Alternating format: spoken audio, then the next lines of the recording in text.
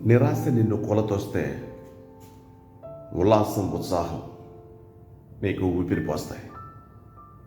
మనకు ఆదర్శాలు ఏవి అంతరిక్షంలో నుంచి ఊడిపడం. మన శరీర అవయవాలే మనకు ఆదర్శాలు అనుకోవాలి. ఎలా అనుకుంటున్నావా? కళ్ళు చూస్తున్నాయి కదా, కాళ్ళు నడుస్తున్నాయి కదా అని చేతులు ఊరుకో, వాటి పని అవి చేస్తున్నాయి. ముక్కు శ్వాసిస్తుంది, మనసు ఆశిస్తుంది, చెవి వింటుంది, నోరు తింటుంది.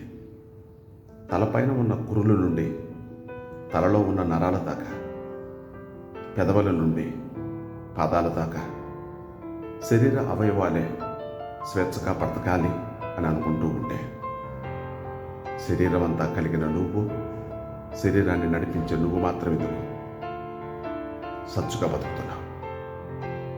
జీవితం అంటే వైబ్రేషన్ కాదు, సెలబ్రేషన్.